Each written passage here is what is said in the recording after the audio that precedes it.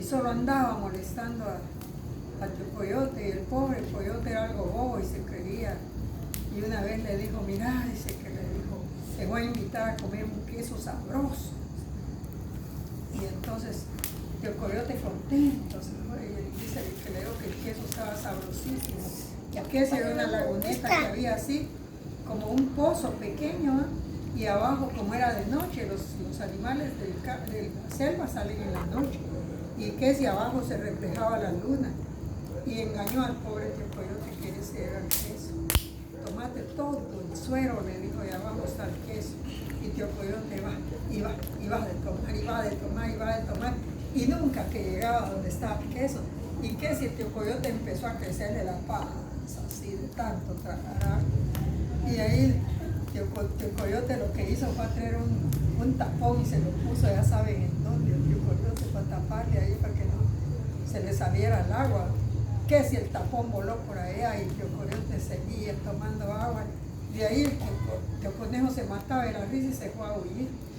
Y hoy me las va a pagar ese conejo. Hoy me las va a pagar. Y el conejo huyendo, que si por allá se le encontró. No me hagan nada, voy para un casamiento. Y que si lo engañó otra vez que iba al casamiento y no oí los cohetes, que si un cañal se estaba quemando y tronaba por los cohetes. ¿Y por dónde te voy a invitar al casamiento? ¿Y por dónde me voy? Ahí dentro del cañal ese, le dijo, que si quemando estaba el cañal. A quemarse todos los pelos del coyote. Y que si salió todo quemado y chamuscado y con ganas de matar a tu conejo. Ya viste que no ponen atención si no te gustan los cohetes. ¿No, sí? Con ganas de matar a tío conejo. Y tío conejo, para disfrazarse que no lo conociera tío coyote, se fue a revolcar en un poco de miel y de ahí se revolcó en unas hojas y ya no parecía coyote, ya no parecía conejo. Y decía, yo soy el hojarasquín del monte, yo soy el hojarasquín del monte. Y engañó a tío conejo que él era y andaba entre los animales, y tío conejo no lo conocía, y tío coyote no lo conocía porque lo que le quería dar una gran paliza por abusivo. Pero siempre el conejo engañaba. Un día le dijo, se fue a robar unas sandías. Se comía las sandías, les hacía un hoyito así y de ahí tapaba el hoyito con la misma sandía. Ustedes han visto cuando calan las sandías. Así se comía lo de adentro de la sandía y la viejita llegaba a esas sandías, las tocaba la dueña. Y la viejita puso una trampa de un gran muñeco así de cera. Cuando ven que ese conejo malo, dijo, lo voy a atrapar. Y dije, ¿qué es el conejo?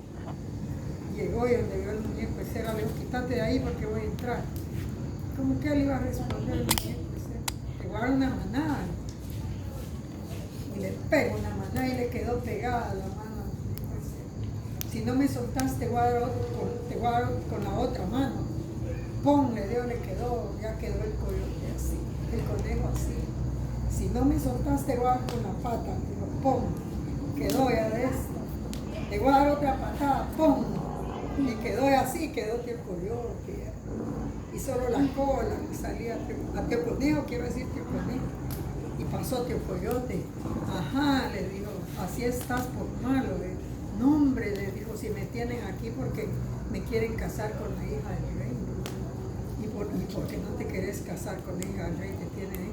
Pues sí, porque yo no quiero casarme, le dijo. Quítame de aquí, le dijo. ¿Será que si me pongo yo, a mí me casan? Dijo la hija del rey. Sí, le dijo tío conejo. Lo quitó de ahí y se prendió él. ¿Y qué si eran mentiras? La viejita fue a traer un asador caliente y se lo metió entre el fondillo al pobre tío. Al pobre tío coyote, todo chamuscado, todo infeliz el coyote ahí. ¿Que no era el conejo? Te quiero decir, no si el coyote quedó puesto después, no después. Era el castigo del coyote. No, hombre, es que el conejo le dijo que lo tenían ahí por no casarse con la hija del rey. Me voy. ¿Lavar las manos?